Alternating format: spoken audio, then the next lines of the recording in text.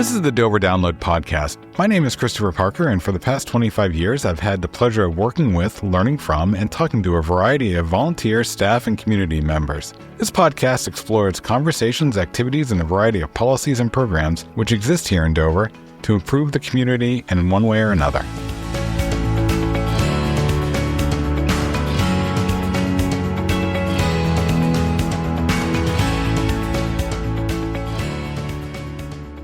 In June of 2023, there was a groundbreaking ceremony to welcome the work that had been anticipated for about 20 years on the city's waterfront parcel. Now, 3 years later, we are celebrating the opening of said waterfront development, including Nebby Park, recreation of River Street, Seaport Way, and the renamed River Street to Payne Street, and all the amenities associated with the new road. Jamie Stevens, our project manager, is here to tell us the details, the specifics, and all of those things that as a resident we're going to enjoy about Nebby Park. Jamie, welcome. Hi, Chris. So I'm going to guess outside of weekends, and they'll be spotty as that is, you've spent the bulk, if not the super majority of the past 3 years enjoying life on River Street. That's correct. What has changed? What hasn't changed would probably be an easier thing to describe. There's so many changes that have taken place. I'm happy to see the progress. Happy to see the project come to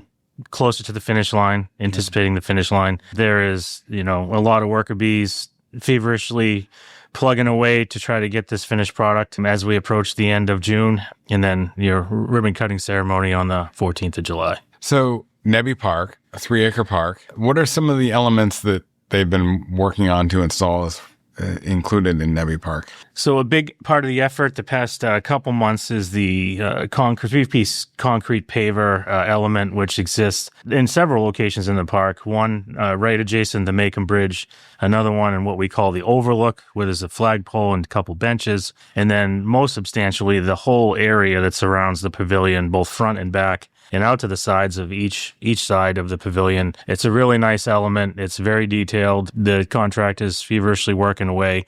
We've generally kind of worked ourselves into a corner as far as completion goes with the project, and everybody is feverishly working on the area right around the pavilion. Now that the pavilion construction is wrapped up, and we'll start installing some detail elements like the park benches. There are 3 swing benches that are being installed out on the point, directly across the river from the marina in the area of Castaways Restaurant. There's the ornamental fencing going up around the outside border. You'll recall we had some unanticipated changes with the degradation of the sheep pile area, which we call the bulkhead. We elected to restore that area of the shoreline back to its original point, which includes that element of that granite toe wall that goes all the way down past the downstream side of the pavilion now. It's really coming together. Landscaping is getting closer to wrapping up, and it's just work right now. One of the things you glossed over is the pavilion itself. Mm-hmm. I know it's a separate project in a sense from the park, but it's all tied together at this point. Yeah, that's an important element, Chris, that it is in essence its own project. It actually stalled the work around the pavilion building itself, but now that it's completed, we can wrap up all the landscape elements that exist around it. The user will see the great lawn has been sodded, and things are really starting to tie together. It's like it's an instant gratification kind of effort with the sod stuff. But yeah, it is its own project, but it needed to be completed prior to being able to complete the exterior components which surround the entire project. I know there were some street trees that went in the fall, and some elements to give the park shape. Around the same time the flagpole went in. Have we seen completion of those elements? So I think we're probably 90% on the plantings in the park area, behind the pavilion, in front of the pavilion, the Riverwalk area. There are some planting beds that need to be still yet to be installed, which are smaller shrubs. But as far as the street trees go, the only things that exist now are the area of Building F at 40 River Street, where our private developer is currently under construction. We didn't want to install finish elements to hinder their completion rate of that particular project. So that's really the only area that's left of any additional like tree planting. And I suspect come the fall, when that project has moved along on its own, that we can then circle back. Neem will come back in, do the final paving, do the street trees, etc. Yeah, that's correct. And that's an important thing to touch on. We're also electing to keep base pavement in that area, and we're going to do finished pavement around the front of River Street by what's now home to Topolino, and then we're going to do finished pavement from the base of the Macon Bridge to the second entrance of River Street, so we can finish and tie up everything. And then we're sensitive to the construction equipment coming and going on that top side, so that's why we'll pause. Sidewalk elements, the remaining granite curb elements will also be finished once the contractors are sufficiently complete with the building exterior. And then the final phase of the private development, building A and B, those are where the laydown area and where your job trailer and stuff, that's still some time off. So we're not going to really focus. It will look like it looks, right? I mean, that's going to be part of the laydown for Henry Law as well. Yeah, it'll be cleaned up as the private developer's subcontractor starts to vacate their stockpiles of materials necessary to build what you see now. They'll start moving that stuff out. It'll be tidied up. But yes, it will remain an active area sensitive to the Henry Law construction and so forth. I know one of the elements that got press early on is the inclusion of public art in the park. And probably the most focal point of that is the 400th anniversary sculpture that the Dover 400th Committee fundraised for. Has that gone in? Yeah, that was installed, and it exists in the area upstream of the Pavilion building. It's called River Roots. It was done by a artist and then facilitated by a fabricator, and the crews hoisted and installed that a short time ago. And I know the Arts Commission is working on the sculptures for the 3 base foundations that you saw put in. Yep. So there's 3 bases in various areas of the park that'll be, in the future, will be like a revolving art display area. And there are 3 of them in the park area as you walk along the Riverwalk. The project has a lot of innovation included in the design. And one that I've heard you talk about on tours, which I think is really important, is the stormwater management side of things. Can you walk the listener through how it's something they probably won't even notice, but how important it is? Sure. There are several different methods of BMP management for surface water or storm water. We have curb inlet catch basin systems. We have a 4-bay system. All of these things are designed to settle out any kind of sediment or pollution or trash. And so that the only thing that goes into what we'll call the waste stream and that enters the actual river is filtered or cleaned water, storm water. When we look at the park and when we look at the street amenities, did they match what we're doing downtown and what we did on Silver Street, or are they unique to the location? So we have a standardized light pole on the street side that you'll see throughout the city, Silver Street. We've got an extensive project downtown. And then the park benches mirror what we see throughout the city as well. And there are also a couple of other newer style elements that we've included in the pavilion area. Like a platform bench, a modular platform bench, the 3 swing benches that I mentioned, just different elements that make the project unique for the user or the resident or what have you. I think that there's been a lot of care put in by Quiddick to both create a unique park and a unique area, but also recognize that it needs to blend in with downtown because it's an extension of downtown, not a replacement or an adjunct. And I'm thinking that a lot of the execution of that fell on your shoulders. I'm not thinking that, I know it. And I'm wondering how much of that was you looking at the plans and saying, okay, here we go? And how much of it was in the field, you having to make adjustments and having to recognize that a 2D plan does not always match 3D worlds?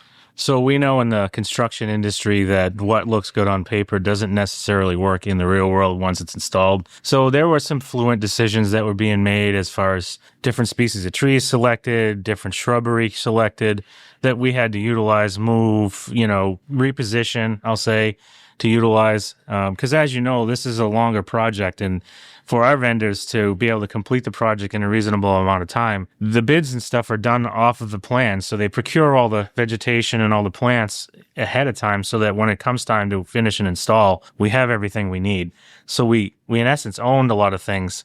And so, when we say adjustments, again, there's unforeseen things that happen during construction, and we've been, very fluent with finding creative solutions to utilize all the assets that we purchased for this project. One of the things I don't think people realize, and you kind of touched on it just now, is the length of this project. And I opened the podcast episode with 3 years ago, we had the groundbreaking. I think one of the things that you and I understand is that a lot of these decisions were made either before that time or around that time. And one critical one, which I'm glad you pushed staff to make the decision on, is ordering some of the infrastructure, ordering the benches, the swing benches in particular, and some other things because of the cost increases. Yeah. And just thinking back, like, we're coming in under budget, but that's only because we removed the dock in order to do the bulkhead work. If we hadn't made some of those decisions about pre-ordering things and having them essentially stockpiled for a while,